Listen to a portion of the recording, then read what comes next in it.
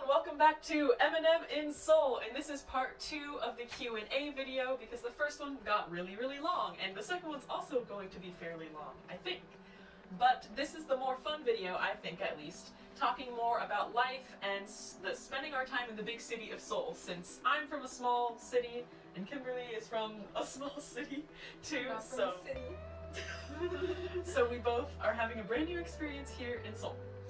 Starting off with the first question, what is our favorite place to go in Seoul? I would like to say kind of the gallery town called Anguk. There's a lot of art galleries, it's very historical, it's by the palaces. I just walk around and I feel safe to walk around by myself, and it's just cute. I mean, I also like getting the night views of the city, which can be at the Han River or on a mountain or maybe even just our dorm. My favorite place is probably the Han River. I'm gonna say generally the Han River. I really like going to Uido Park. I also really like, which Emma and I have done a couple times, biking along the Han River at night. I think it's like one of the prettiest things you can do and like see at night. And you really can be all over the city if you're like on the Han River. And it's so cheap to rent a bike as well, just to go riding along the Han River. You have to do that if you come to Seoul. But the second question is our favorite place outside of Seoul or the Seoul area. This is kind of a hard question. I think my favorite trip we've done outside, well, there's Jeju, which overall is just absolutely beautiful, but it doesn't feel like it's Korea as much. So if I want to say something that felt like Korea, I think it would be like the Gakpyeong and Nami Island trip that we did, just because, I don't know, it was such a happy trip. It felt like we were the only people in the world for some reason, and not even when we were seeing the cool things like walking around in the cities. They were so cute to just see and just be alive there. I don't know, and I can't really put it into words, but definitely some cool places are the Rail Park and Nami Island as well. But of course there is Jeju, since you get to see so many of the beautiful like beaches and forests, waterfalls, so probably both those. Yeah, for me, I think I would say two things. Number one, Jeju, just because if you go to Korea, you have to go to Jeju. It's so different, and like seeing like the lava tubes and like the beach and everything, it's very different than like life in Seoul.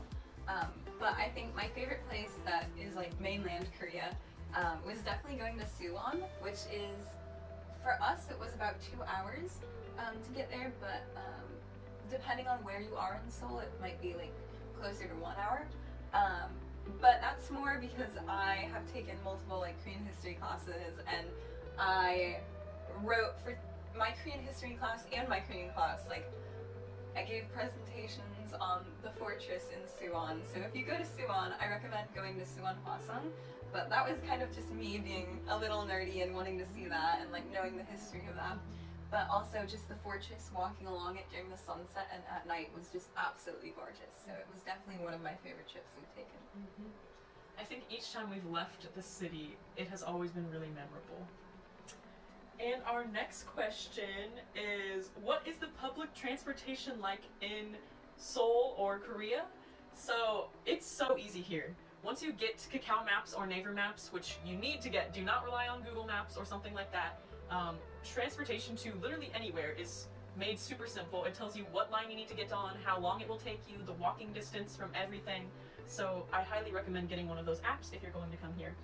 But it is extremely fast for a big city and on time. And it is also very clean in Korea compared to New York and Boston, where I remember sitting down on the subway seats and it's kind of like slimy with, I don't know, condensation, garbage, oil, something like that. It is clean in Korea. Like, I would lay down on the floor of the subway station and not die, which is surprising from seeing the New York and Boston public transportation at least. And since my hometown does not have very much public transportation, or relatively none, it's super easy to get around, especially during the majority of the day, just not at nighttime. Yeah, I agree. I think that literally you can do anything within Seoul, and it's completely fine. It's pretty cheap too. Even if you're transferring a lot, if it's within like half an hour, it doesn't cost anything extra. So that includes like going from the train to the buses. So it's relatively like easy, and I know I've taken public transportation in like Newark, New Jersey, and I just remember having to ask people how to leave the station because nothing was properly labeled, and like I had to go through this dingy staircase, and it's totally different in Seoul. Like everything is labeled, how to get everywhere. Everything is in English too, so if you don't know Korean and you can't read Hangul, it's still really easy to navigate. So definitely like no worries about public transportation. Everything you hear about public transportation being good in Seoul is definitely true. And honestly, I'm gonna kind of go into the next question already with travel outside of Seoul. Like, what is that like, and how is public transportation to get out of like Seoul? It's still so easy. Like, we have taken trains to like Nami Island. We've taken trains to Gangcheon. We've taken trains to Suwon, buses to Suwon. It's definitely very easy. Going outside of Seoul, you just need to make sure because the trains and the buses don't run as commonly as regularly. So you just need to make sure that you're timing it correctly, because if you miss a train, it could be like 15, 20, 30 minutes until the next train comes. But if you're keeping an eye on the times that the trains come and you plan everything according to that, it's absolutely no issue. And we've had no issue with any of our trips. And some of the buses, like we've taken buses to Everland, to Suwon, and those like longer buses have like charging ports. When we went to Everland, we were sitting at a bus stop for a little while and realized the bus stop had heated seats. So everything is really, really nice in Korea. It's very, very different than any public transportation I've ever taken before. And it's not just Seoul, it's everywhere. Yeah, and even to get off at your certain spot, it tells you the location in Korean and in English almost. I don't think we've ever been lost. No. Unless it was intentionally walking around and looking at stuff. So yeah, that's been the best part. I think you summarized leaving Seoul. Even flying to Jeju was very reasonable and a very quick flight. So just public transportation in Jeju, that's a whole new story. Yeah. So when they recommend you rent a car for Jeju, they weren't lying. Yeah. Exactly. All right. Next question. What are some free things to do in Seoul? I put this question on the list because I was curious about it before I came here. I think the most free things that we have done have just been walking around, looking at galleries and museums, because most government-run museums are free. Like, museums about Korea and history are free in the Korean War. And then going to like the Han River and riding bikes. I mean, the bikes are 1,000 won, 2,000 won for an hour or two. I would consider that basically free. There's just a lot of small activities that you can do to bide your time that do not cost a lot, especially the art galleries in Angkok. So while she's recommending art galleries, what I would recommend is stuff like hiking. I have hiked a couple mountains now in Seoul. I forced her to hike Bukhansan, the like tallest peak of Bukhansan, with me. And I genuinely, like, it's free. You just have to like pay for transportation to get to the bottom of the mountain. But it's something that I would really recommend. It is a bit of a difficult hike. So there are other mountains you can do if you wouldn't want to do the worst one from the beginning. But the view is incredible, and it's just absolutely gorgeous. Stuff like Naksan Park, which is in the middle of Seoul too. You just walk up a little bit, and it's where the like historic wall is, and it gives you such a beautiful sight of like Seoul, especially at nighttime. Though I would recommend bringing mosquito repellent, because I got 300 mosquito bites one day when we were there. I had to figure out how to ask the pharmacist for mosquito cream because I thought I was dying. But yeah, I definitely recommend just things where you can see Seoul and just walking around and exploring Seoul, which is almost always free, and it's definitely been my favorite things that we've done. And I don't want to forget about watching the buskers. Yeah, that is which mostly may not be free sometimes. It's free if you don't donate money to them. Exploring new areas, you never know what you're gonna see. So there's a lot to keep you entertained, even if it's not paid for. Even on a budget. Yep. Like we are now.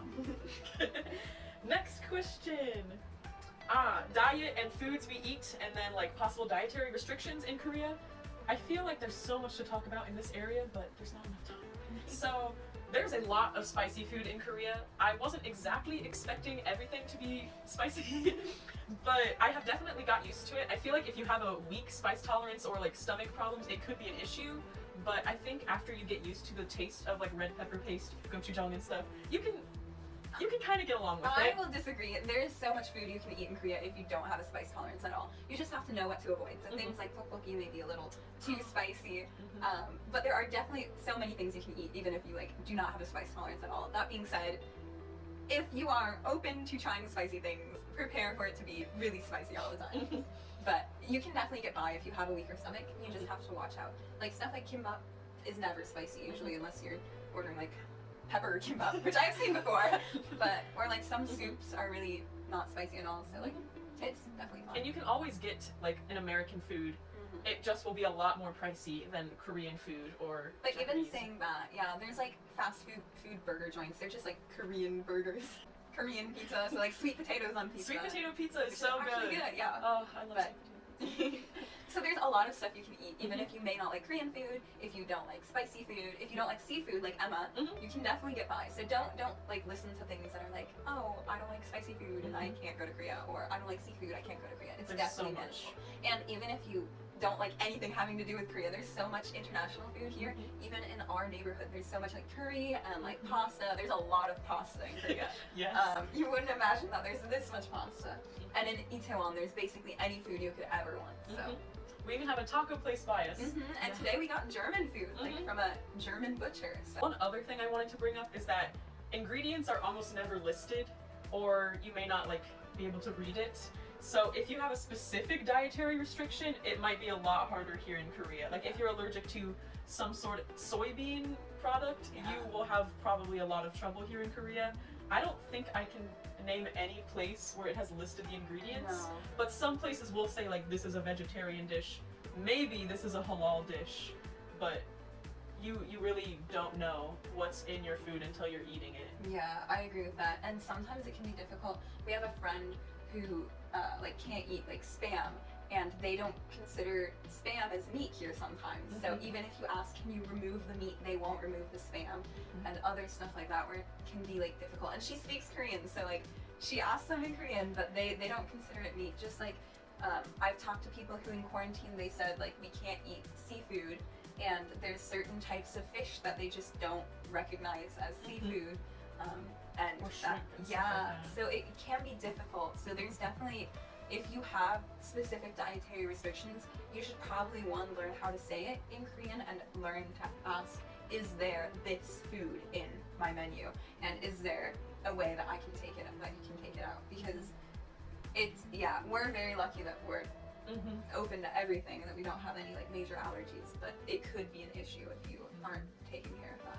And many of the dishes we try, we don't even really know what it is, so it's just a big mystery to us. What we do miss from America though, Okay, go for it. quickly, I really miss being able to eat eggs and being able to eat cheese. You have no idea how expensive eggs are in Korea. So you can get eggs at restaurants sometimes, but it's normally with somewhat pricier dishes. To just buy a carton of eggs, it's so expensive. So unless you're like willing to put your entire dinner budget towards a carton of eggs, yeah, it may be difficult. And cheese is almost non-existent. I had a Korean steak yesterday, and I got it only because it said with fresh mozzarella cheese. I almost cried. I was eating the cheese off the top with the fork. I miss cheese so much. When they say that there's cheese here, normally it's like the slices of like processed American cheese.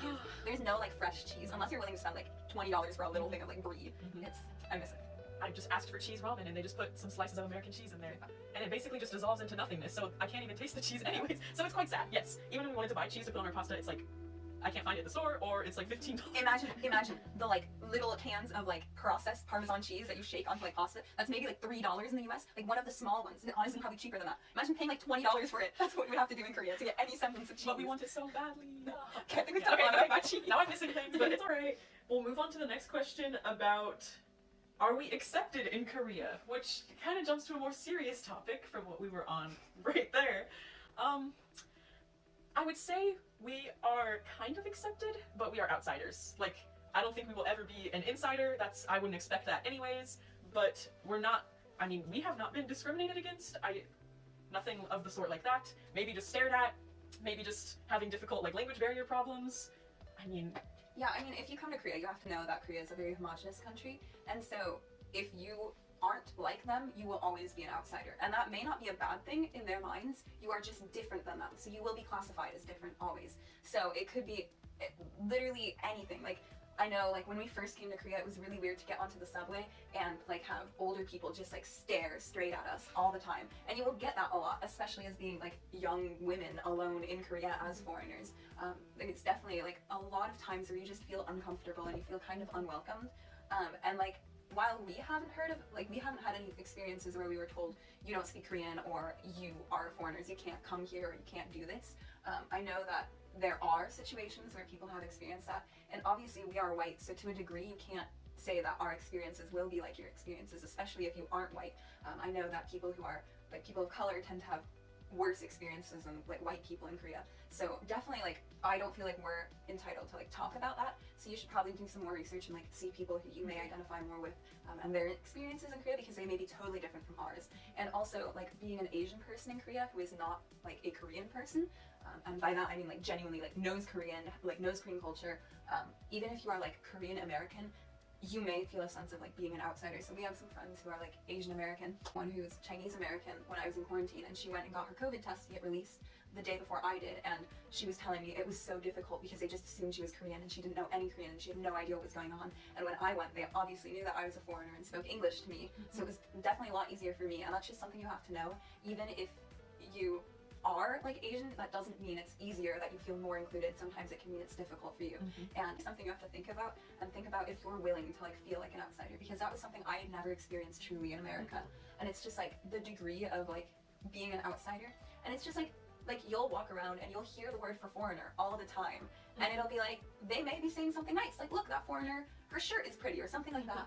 But just like being classified as a foreigner and like being classified as an outsider can sometimes take a toll on you. So just be prepared for something like that. And like, it's definitely like easier when you have a community of people who you know who are also like outsiders because they're foreigners.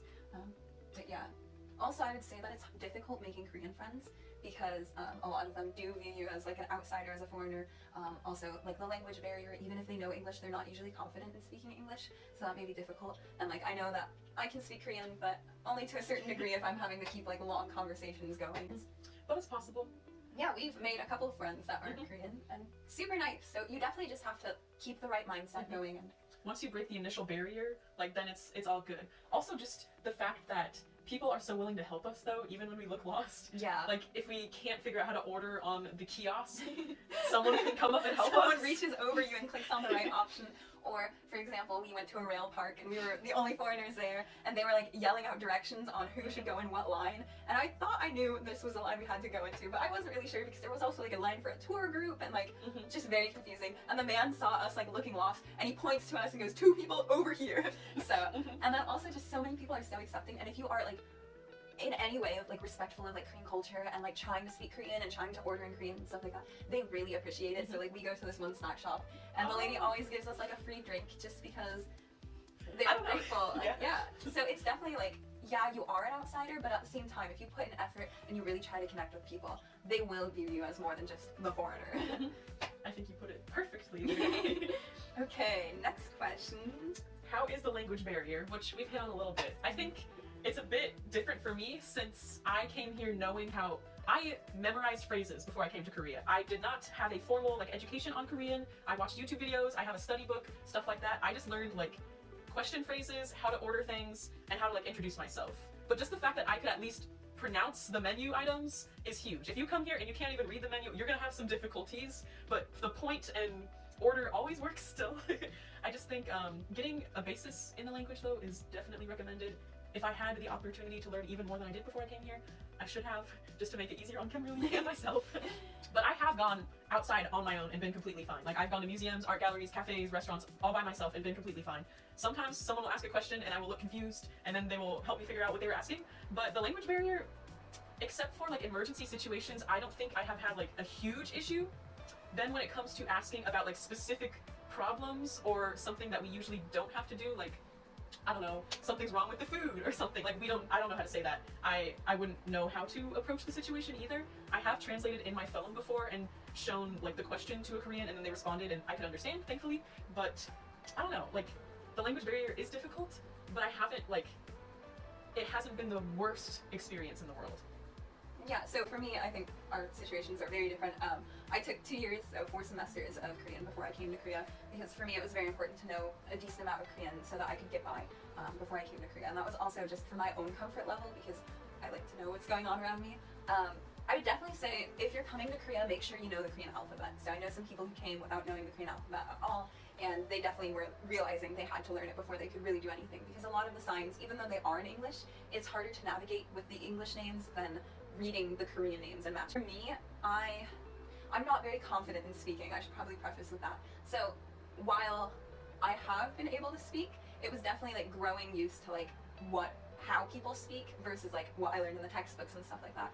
And also like a lot of the phrases that you use I never learned. Like you don't learn, even if you learn how to like order, you don't learn would you like to eat here or would you like it for takeout. And there's so many different ways that you can say takeout, like the Korean word for takeout or the Korean pronunciation of takeout. So there's like a lot of things that when you first get to Korean, even if you know Korean, it will be a struggle.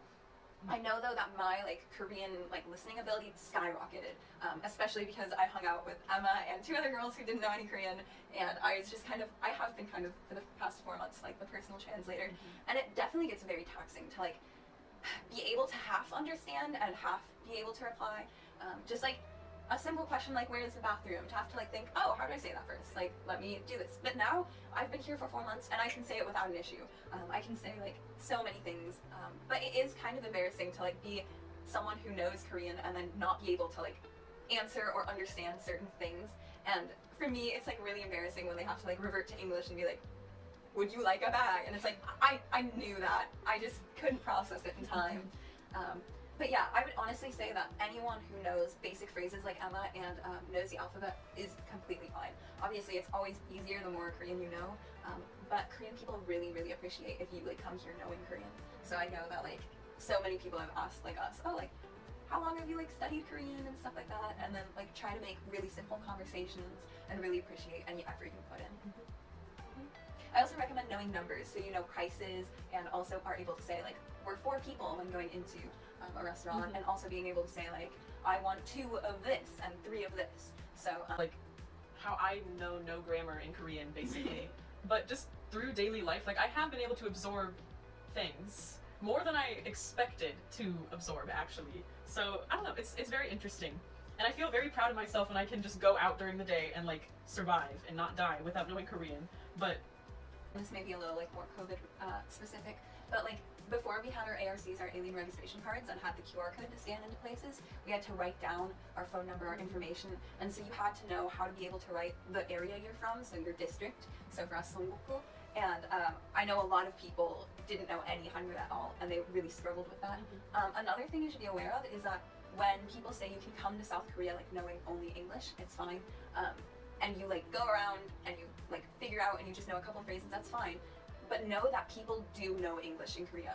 Like people will not come up to you speaking English because they don't like speaking English, but a lot of people can understand you. And a lot of people can whip out perfect English if you're really struggling. So if you're talking about people, they can understand you. So don't believe that just because they're speaking Korean around you that they don't know English, because that's false. So many people here know English, and that can be a good thing and also a bad thing. So just be prepared for that. A lot of people won't speak English to you, but they do know English.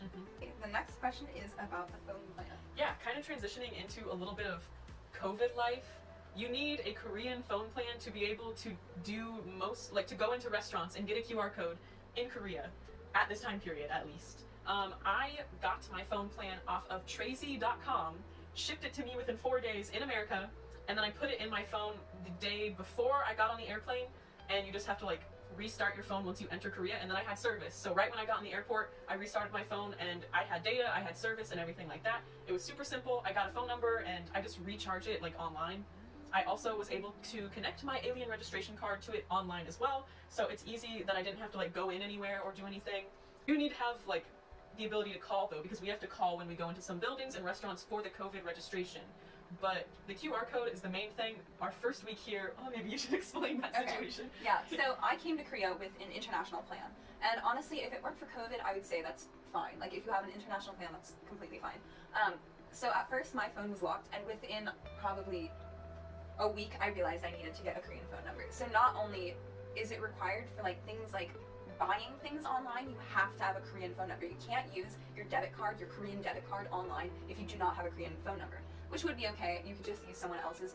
But with COVID, you have to get a QR code. You don't have to. You can continue writing down your phone number everywhere, but it takes so long. So most people get their QR code when they get their alien registration card, and to get that QR code, you have to have a phone number. So, and I was able to buy a 4-month plan here in Korea for about 70,000 won, which is maybe like $60 for 4 months, which is not bad at all. And yeah, it gave me all the capabilities to then have a QR code to be able to like do online banking and all this stuff. So especially if you're staying here for a year, you definitely need to have a Korean phone number. If you're staying here for only a semester, you might be able to like work it if it's not COVID time. But other than that, you probably need a Korean phone number to do like reservations. So I know some of you might be interested in like pop-up shops. We went to like the Hides in the Suit pop-up shop. And you had to register your like reservation with a Korean phone number, and a lot of things you have to like make a reservation for because of COVID, and they only accept Korean phone numbers. So it can be difficult if you do not get a Korean phone number. Especially with how most vaccine registration is now on your phone as well. So Korean phone number, definitely easy. I think next we talk about the insurance that you are required to get here as a study abroad student. And maybe all foreigners? All foreigners except for if you're from France, I think. Okay, well, after you get your alien registration card, which is your identification card here in Korea, we got it mid-October? Late October? Mid-October, Yeah, and then you get a bill in the mail, and that is for your health insurance, which you can pay on your phone, on Kakao Pay, which I do. I went to the convenience store. You just have to pay with cash. You can pay at the bank. It's very easy to pay. And it's all automatically like just sent to you. You don't sign up for the insurance, it just goes right to your address that you put on your ARC card. And then I guess you're covered. You get a little booklet too, but it's about 39,000 won a month. Yeah, so maybe $35, maybe a little cheaper. And it doesn't matter if you have insurance in the US, so everyone gets this. So for example, I don't know about you, but I have 3 insurances right now while I'm in Korea. I have my normal health insurance, a health insurance for my home university in the US, and Korea requires that you have this insurance. It's all automatic. You can't opt in, you can't opt out. So I am triple insured here. Make sure to keep that in the budget, which is about the next question that we will briefly touch on. And the last question as well. Yeah, but our budget in Korea. I get stipends for each semester, not during winter, just fall and spring. That's supposed to be my food budget for the semester, and reasonably so. It's about 1,080,000 won, and I just ran out of it recently, sadly, with a couple weeks left. But we have been doing a lot of fun things at the beginning of the semester since, it's warm out. We're freshly here, and all of the activities are usually within 20,000 to 50,000 won. Yeah, and we also went on a trip to Jeju, so there was some chunks of the budget gone there. But recently I have started up my new slim budget to where I am trying to be from 100,000 won to 70,000 won per week, which is very strict for me because that's about 10,000 per day, including activities, food, and whatever, and then maybe a little bit extra if I need to add it on there. I've been able to get by fairly well. The first week I was under budget. The second week we went on a DMZ tour, so that was almost my entire budget right there for the week. Me, I don't get a stipend or anything, but I applied for a lot of scholarships and I received a lot of scholarships, which I would definitely recommend you look into a lot of scholarships. So from your own school, any scholarships that are just normal scholarships that you may apply for every year, and then there's so many study abroad ones. I applied for like the Gilman scholarship. I got that. I was awarded the Freeman Asia scholarship. Wait, really? Yeah. I was awarded for my school a study abroad scholarship. So a lot of scholarships, and they can really add up. And so I was able to like fund my entire study abroad with all of these different scholarships I was awarded, including tuition, flight, quarantine, but also more importantly than that, like any personal expenses, so like laundry, transportation, what else? Just anything I may need, like shampoo, all the things you have to buy, like bedding. There's a lot of expenses that you will have, especially at the beginning of the semester when you like first arrive. But luckily for me, I was also able to get enough money to have a budget for food that was decent. So I know that like I was able to do a lot of things at the beginning of the semester. However, when COVID restrictions let up a little bit, my favorite artist had 4 concerts. And I already went to 2 of them, and 2 of them are next week. So that took a chunk out of my budget. So while I have money, I would like to make up the money that I spent on concerts. So I have also been trying to stay on like more of a restricted budget, and it's definitely manageable. There's like a lot of food that's like 14,000 won, and if you choose to eat like kimbap for lunch and then something cheaper, like you can definitely get like we had 3,000 won tonkatsu set the other day in Shincheon. Like there's definitely really, really affordable things that you can get. You just might have to like look a little further for them. I think there's 2 things that have really killed my budget, and that has been going to cafes to study, because usually drinks are 6,000 won or more. And then the second thing would just be like the beginning where we had to buy bedding, like water bottles, what else? Blankets, pillows, books, Yeah. like all these small things that we've had to do. Okay, that is going to wrap it up for our extremely long Q&A session. I hope you were very informed about the situation in Korea, living in Seoul and also living in like a big city and the life like that. And I don't know, just studying abroad at Korea University also has a lot of its ins and outs.